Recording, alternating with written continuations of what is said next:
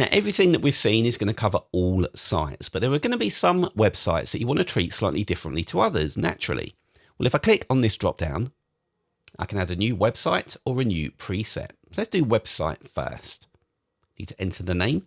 So let's say ScreenCastsONLINE is going to have different settings to other sites.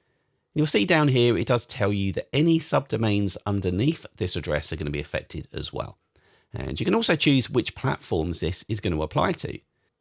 I'm going to keep this as is and click save. And this now gives us a blank slate to play with. So right now, there are no restrictions on it. If I click plus again, add in another site. So let's do 9to5Mac. Click save. I may decide that you can do pretty much what you like, but I don't want any banners. I don't want to have the video auto playing. And then these ones here, I want to have control over. And that is what is going to now apply. To change the site that you want to modify settings for, just click on this drop down and then switch to another. Or come back to your default for all websites. Now presets takes it up a level. If I add a preset here, I might have some settings that I want to apply to news sites that I visit as an example. So perhaps for news sites, I want to stop video autoplaying. I want to hide some banners and let's stop link trackers as well. There's probably a lot more, but for the sake of this example, that'll do. Now, StopTheMadness doesn't know what sites are news sites and what isn't. I need to add a new site here so that I can apply that preset to it. So CNN.com, if I come over to my presets, I can click and select news sites at the bottom there. And those are going to be the settings that apply to CNN. There's lots of examples of presets that you may want to have. Perhaps one that just covers video settings. You want to take control of them. Well, for this, just enable whatever you deem necessary down here. Maybe ensure subtitles are always loaded at the beginning and that the video quality is always the best available. You can now assign that preset to a video site of your choosing. It's powerful stuff.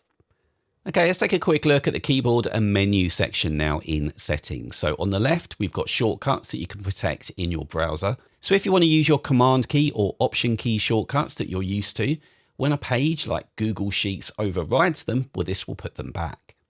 There are some useful StopTheMadness shortcuts as well. We've seen the command and delete one to hide elements when hovering. We can also copy the link title, the link URL, page title, or page URL just through hovering as well, which I use. So let's see that. Over this link, I'll press Command and X, and that's copied the title to my clipboard. Then Command and C copies the link itself.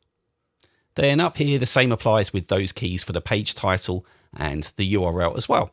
Really useful. Back into settings and in tabs now.